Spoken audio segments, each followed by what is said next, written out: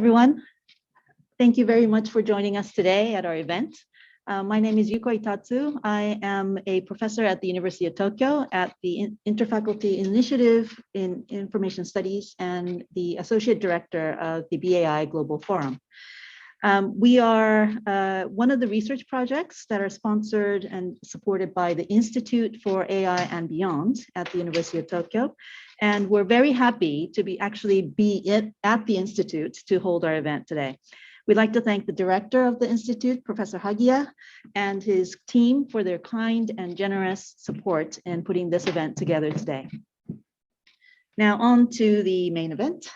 Today, we're really delighted to be welcoming Dr.Aynne Kokas to speak about how data trafficking is playing out in the current geopolitics between China and Japan. It's a really timely topic.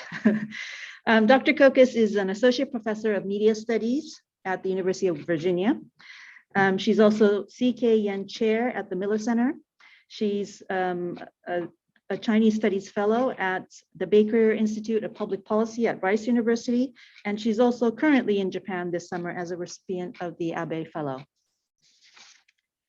She's written extensively about US-China media and technology relations. Her first book, Hollywood Made in China, was published from University of California Press in 2017, which received great reviews and multiple awards. Her current project is about how certain practices by American tech companies are enabling data to be trafficked to China.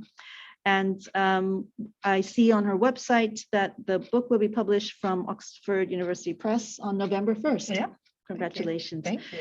So Dr. Kokas's talk today is from this book entitled Trafficking Data, How China is Winning the Battle for Digital Sovereignty. Dr. Kokas will speak for about 45 minutes or so, and then we'll take that 5-minute break, and then we'll do our Q&A. So without further ado, please help me welcome Dr. Aynne Kokas. Thank you so much for that generous introduction, Professor Itatsu. Thank you so much to Hagiya Sensei for hosting me, to No-san and Sano-san, and the team at Beyond AI Institute for their support, and to the Beyond AI Global Forum and the Institute for AI and Beyond. Right. So it's a pleasure to be here in person with friends and colleagues at the University of Tokyo.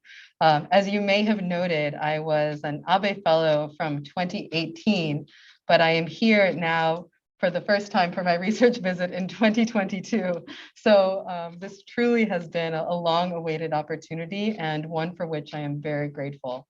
This is my only chance to give an in-person lecture here in Tokyo. So I want to thank everyone who was able to come out even during this challenging COVID time, and just say that it's really a pleasure to be able to engage with people both in person and online with this great facility. So, so today I'll be talking about my forthcoming book, Trafficking Data, How China is Winning the Battle for Digital Sovereignty, which, as Professor Itatsu noted, is coming out from Oxford University Press on November 1st. So what I discuss in the book and what I'll be talking about today is how the failures of US government leadership, Silicon Valley's drive for data, and Wall Street's addiction to growth have fueled the expansion of China's digital realm. I'll be talking about the US-China case as these are two global tech ecosystems that other countries must often choose between and are very often caught within. In the Japanese case, it's a particularly challenging situation of being trade partners with the United States, military allies with the United States, yet geographically very proximal to China and with a huge trade relationship with China. So this dynamic between Silicon Valley firms and Chinese government pressures creates particular challenges for countries like Japan that are caught between these two global behemoths. So I'm particularly interested in how China's efforts to establish the infrastructure for global control through Chinese investment globally, as well as through pressure on US firms because of their interest in entering the Chinese market, and how that shifts the global economic landscape of the 21st century. I'm interested in looking at how the Chinese government deals with corporate data, government data, foreign corporate data, and also how it addresses foreign government data. Now, a lot of what I'll be talking about is relevant, is focused on the US case, but has really significant resonance in the Japanese case. The one advantage that Japan has is, unlike in the United States, where there are significant debates as we speak about the implementation of a national data privacy regulation, in Japan, we see a much more robust landscape for data privacy and protection through the Personal Information Protection Law, as well as through the May efforts to implement plans for economic security, which is something that I've been doing research on this summer. And while I don't talk about it in depth in the presentation, I would love to talk about in greater depth in the Q&A. So the first thing we need to think through when talking about these questions is what actually constitutes this idea of data? Because it's very, we really need to use, in many ways, metaphors to think through how we enact this idea of data and what it does in a social context. And this is particularly why I'm so grateful to be speaking at this AI in the AI and Society project, because while we can think about the kind of specific technical definitions of data, how it's used within social context differs according to different types of metaphors. The most common metaphors that we see are thinking about oil, or thinking about data as a very impersonal extractive resource. So some metaphors are thinking about data as oil, a type of fuel for future growth. Another is thinking about it as infrastructure, so the foundation of new AI tools. Finally, a third, and this is one that I think is really interesting with the evolution of things like NFTs, is thinking about data as an asset. One thing that I learned, which is something that I always like to share with my students when they're talking about how they don't care about their data being shared on social media, is that a lot of companies, especially in the US, now can use their data as a form of resource that can be leveraged in securing bank loans. So if the company goes under, if the company goes bankrupt, then they would have to essentially sell all their data to whatever bidder they could find.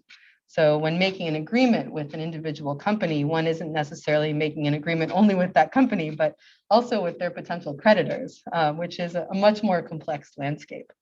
So these are all interesting frameworks, but one thing that I am particularly interested in is thinking about the personal and the intimate aspects of the type of data that we share increasingly online, and how these also become parts of this trade in data between the United States and China.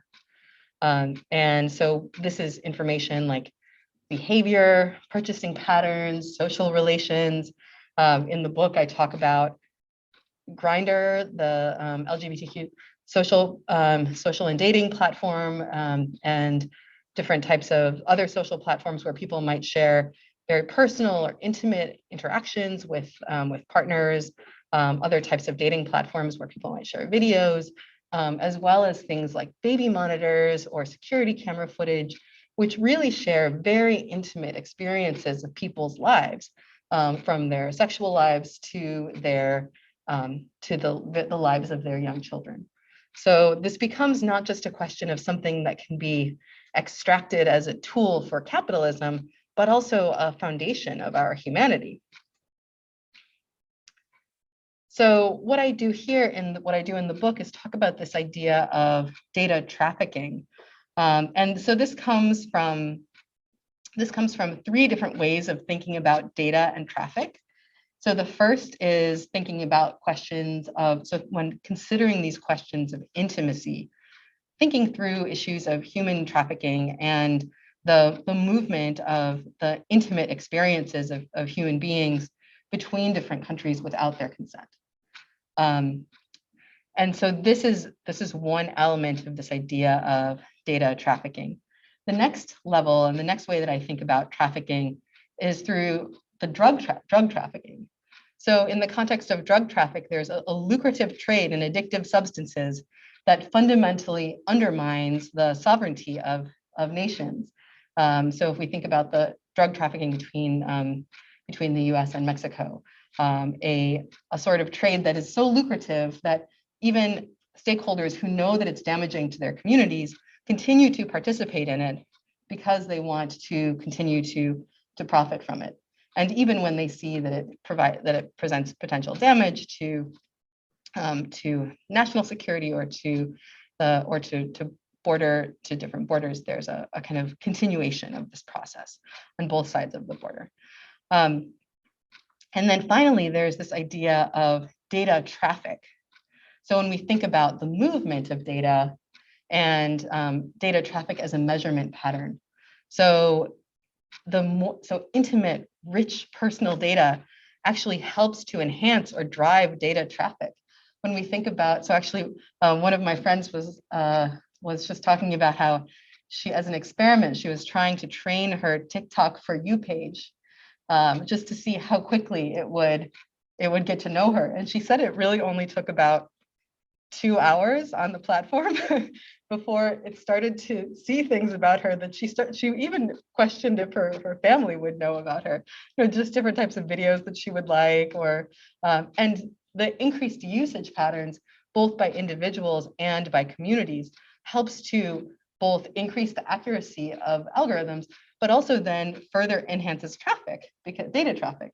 Because when she started getting more and more accurate and appealing videos, she wanted to go on the platform more. And, you know, and we had this debate among our group of friends of, you know, is this something that's great, where, you know, this platform knows you so well, so you can get all this content that's, you know, directed toward you, or is it something that, you know, is terrifying and you want to run in the exact opposite direction, that it knows you so quickly? I obviously come down on one end of that. I don't want TikTok to know me that well, but others had a different perspective, and I thought that was very interesting. So when we think about data trafficking, it's thinking through these 3 different layers: the movement or the sale of our intimate experiences, the kind of commodification of data that undermines borders and that undermines sovereignty through this trade in addictive substances, and ultimately a way to enhance digital traffic, either for good or for bad, depending on which side of things you come down on. But ultimately what we see is that there's this symbiotic relationship between user data and corporate data. And as users become more engaged in platforms, they create richer corporate data.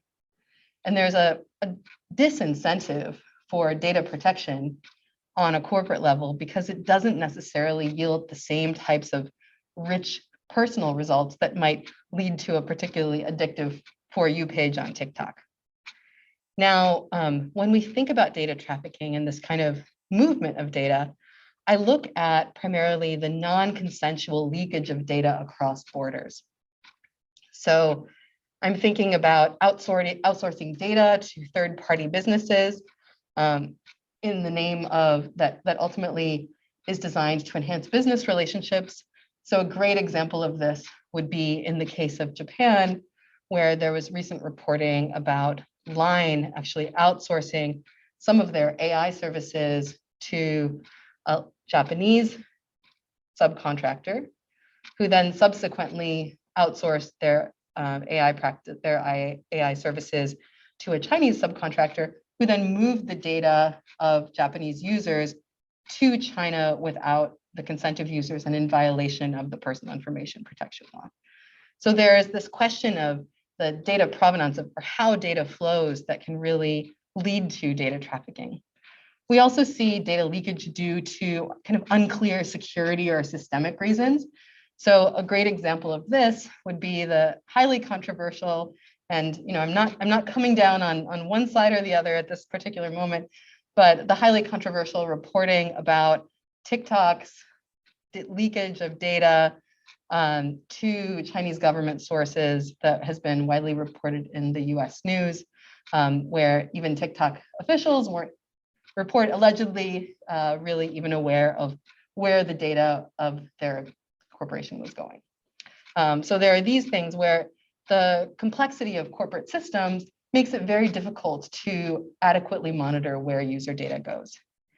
Then there is kind of unethical exploitation of user data. So we think about young children, or even kind of children who aren't necessarily so young, but maybe don't have really well-developed judgment in place, who share a lot of their personal data.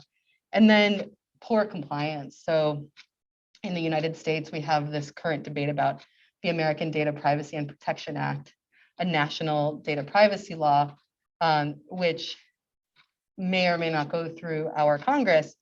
But right now, there are different standards for data protection in California and in Iowa and in Virginia and in Utah. So this patchwork compliance practice allows for data trafficking to occur because there isn't comprehensive data regulation. So when we think about trafficking, we think about movement, we think about how it occurs, we think about why, and then we think about questions of consent. So what does it mean to consent to data usage? And this I think is a really important question for all of us to consider, particularly when thinking about the ethical issues surrounding AI. How many of us, how many users have a full understanding of the long tail of how our data may be used in the future? So even if we as researchers or people here who study this area have a general sense of how our data might be used now, how many of us can confidently say that we would understand how it might be used in 5 to 10 years in the future? So this becomes a significant challenge. And then, of course, there are questions of how third parties store data and regulations surrounding third-party storage of data, transfer to government entities. So even if we understand how data will be used in 5 to 10 years by different corporations, let's assume that. We also don't know how government regulations may change over the next 5 to 10 years that would allow access for that type of data. And in the context of China, we may not even know that information in over a period of 3 to 6 months. So this is a really significant area of concern.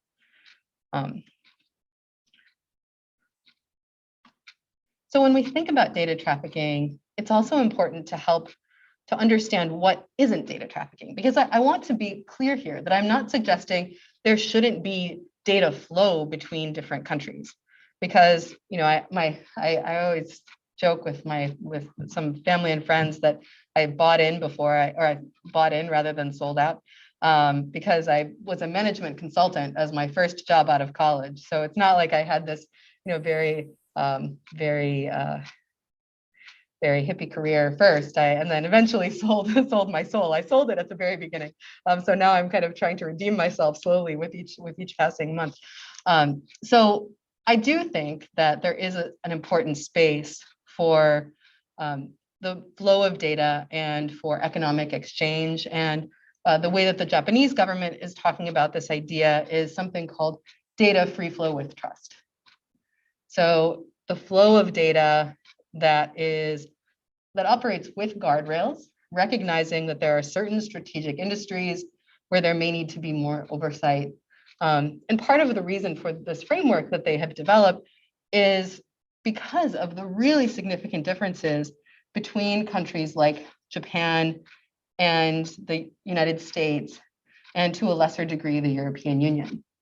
So one of the things that we see between Japan and the EU that we don't necessarily see between the United States and other countries is something that I term data migration in the book, where there's a sort of well-established flow, well-ordered flow of the movement of data that's regulated by things like data adequacy standards between Japan and the European Union, where regulators take user data very seriously and they pay attention to how and where that data is going.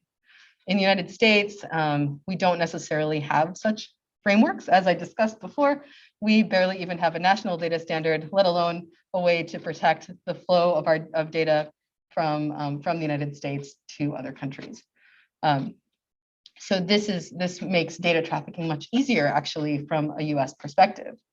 Now, the really interesting part of this is that it didn't evolve in a vacuum. It's not just that no one in the US context thought about data regulation.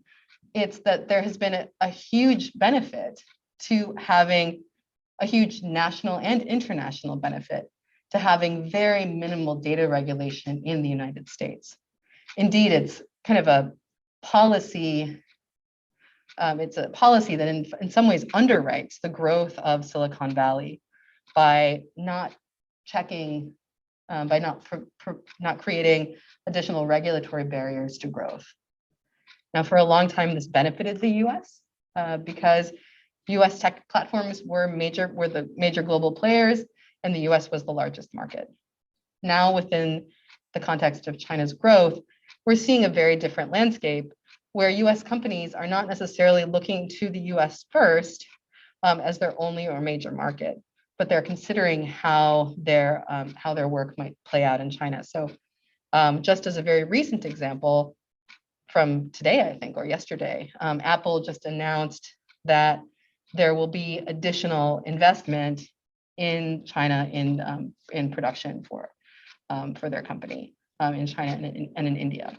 So even though there are increased trade tensions between China and the United States, and even though as of last week, we even saw the kind of erosion of really important collaboration in issues like climate and health, following Speaker Pelosi's visit to Taiwan, we are seeing US companies still very actively engage in investment in the tech sector in China. Now, from what I've heard in my research, this does differ from how many Japanese companies approach their relationship. And I would be really interested to hear the perspectives of the people here. But from my research here in Tokyo, it seems that Japanese firms operate more in line with government policies than US firms do. So the case of Apple's investment in China and the kind of increased Chinese-US tensions is quite a clear example of the differing perspectives that US tech firms take from the US government. But maybe in Japan, there's a little bit more alignment. But I'd love to hear your perspectives on that. Now, within the US tech ecosystem, we see this rapid growth that has outpaced government regulation and oversight. And as a result of this limited oversight, we've seen this massive privatization of individual user data. This lack of regulations has led to what Shoshana Zuboff terms surveillance capitalism, a business model that runs on the commodification of the human experience, on user data collection. And this leads to highly exploitative user data gathering that is a model that the US has actually sought in many ways to export globally. Now, what we see is that everyone, as a result of this, everyone except for corporations in the US becomes worse off as a result of this very exploitative data governance practice. That being said, as I mentioned earlier with the TikTok for You page training, there is a certain, even though on a macro picture, we see things like the erosion of American democracy through Facebook and its targeting of political ads, we also see that users can be much more engaged with different platforms as a result of the increased data that's being gathered about them, which then expands user base. We see a better user experience, more user retention. How many of you have tried to quit Facebook and then had no option but to return because of the network effects of Facebook, and you maybe got invited to an event or you had friends that you could only keep in touch with there. And even though you didn't want to stay, you're still there. I just had this experience this morning where I received a message from a good friend on Facebook Messenger, and I had to download that app again onto my phone, much against my will, but it was the only way I could interact with her. So then we see this perception of a superior product offering, which then optimizes ads, recommendation algorithms, then attracts third-party sharing, attracts more advertisers, enhances data collection on existing users, and then allows for an improved data trafficking. So this is the US case. Now, in many ways, the way that I think of it is that the Chinese case actually builds on the US case. China has taken the US model for exploitative data gathering and optimized it to enhance government data gathering. Now, what we see is that China has implemented a wide range of different data regulations. So one, which the Personal Information Protection Law update came directly from, was the China's cybersecurity law, which required all data to be stored on Chinese government-owned servers. So Japan responded immediately to this and then implemented laws that prevented the movement of Japanese data across borders. Then in 2021, China implemented a data security law, which expands oversight over data generated by Chinese firms globally.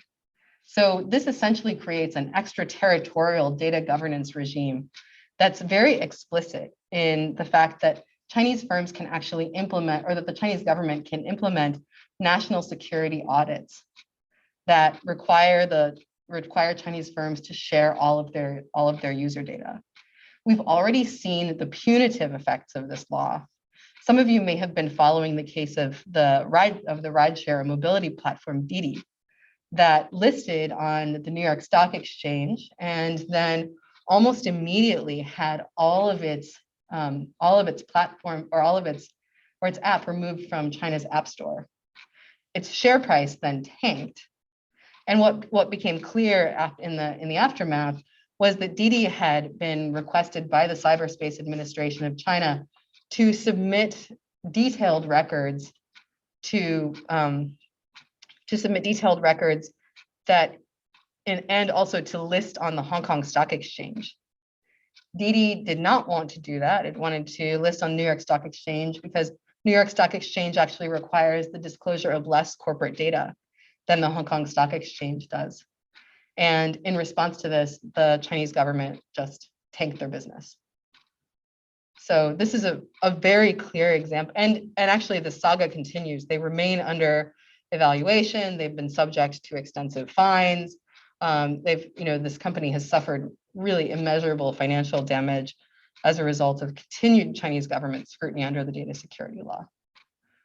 So this is just one example.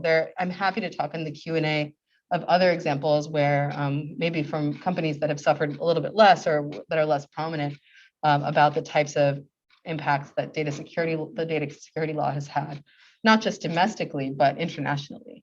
Because it wasn't just Chinese investors that lost money when the New York Stock Exchange IPO listing tanked. It was global investors who were investing. So what we see is that the data security law imposes legal penalties, fines, the suspension of business operations, the revocation of business licenses. And also the important part here is not just that these punishments exist, but that now also the threat of these punishments exists. So companies have to take this into consideration, not just Chinese companies, but also Japanese companies that are operating in China have to take all of these things into consideration as they are developing their business and operating in China. And the other challenge here is that the government uses the very broad framework of national security without actually defining the term national security to identify what potential risks would be. So this makes it very difficult for companies to fully assess what their potential risk is. So as a result, they have to be much more compliant and much more careful. And one of the things that we talk about in China studies scholarship often is the difference between the rule of law and rule by law. So rule of law being laws that are very transparent, that you can follow and understand what the limitations are.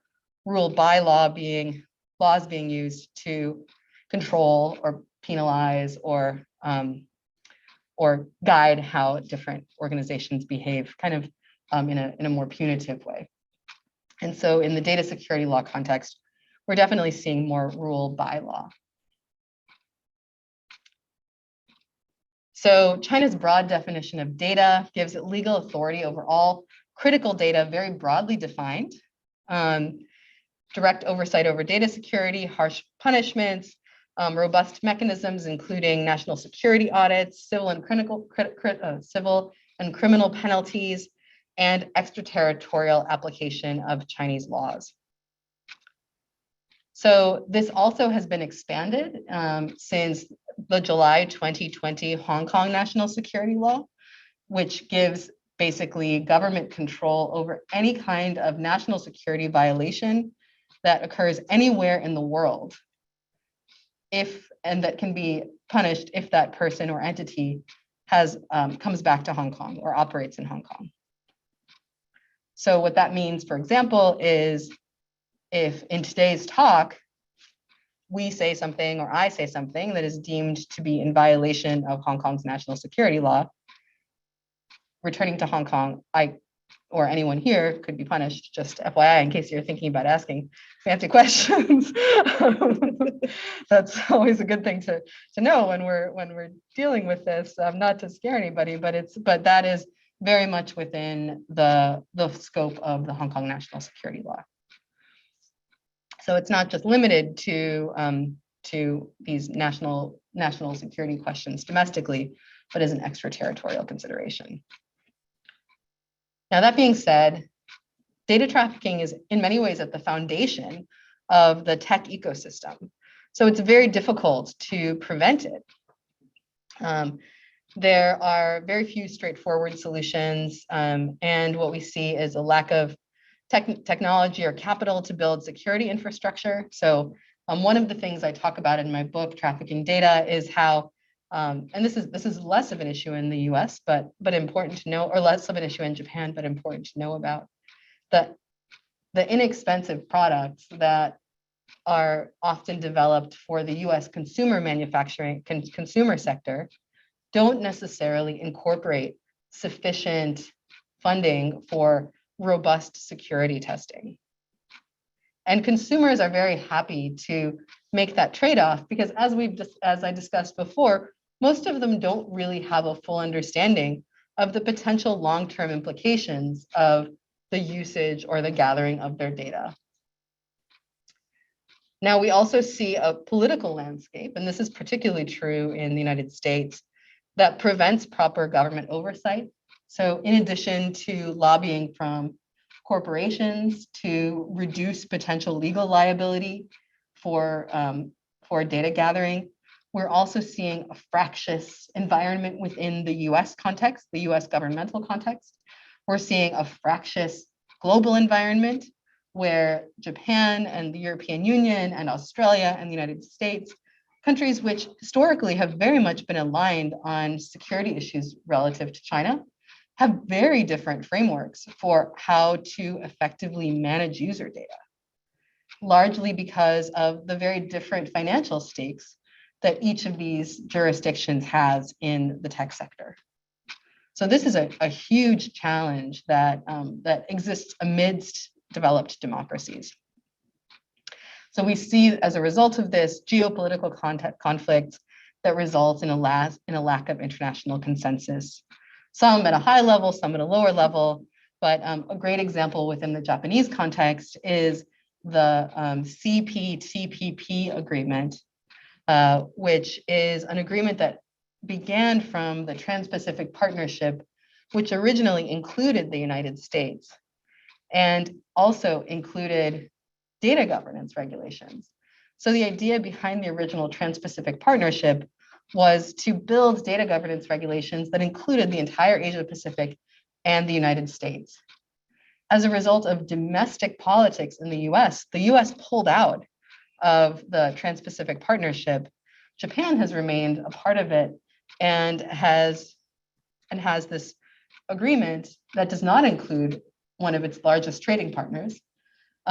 And now there's also the challenging situation where both China and Taiwan want to join the CPTPP.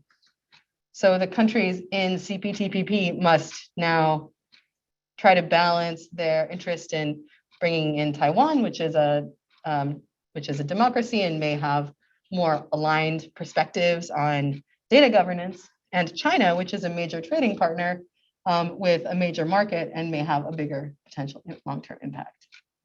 So this is a huge potential challenge that exists even within an organization or even within an agreement where there is consensus within a region. And then finally, we have an overarching corporate system that places shareholder value over users and participants. So there's a huge financial incentive to continue to gather user data. We also see regulatory asymmetry. So a lot of firms that can operate in the US can really do a lot of what they'd like because of the lack of robust US data security regulations.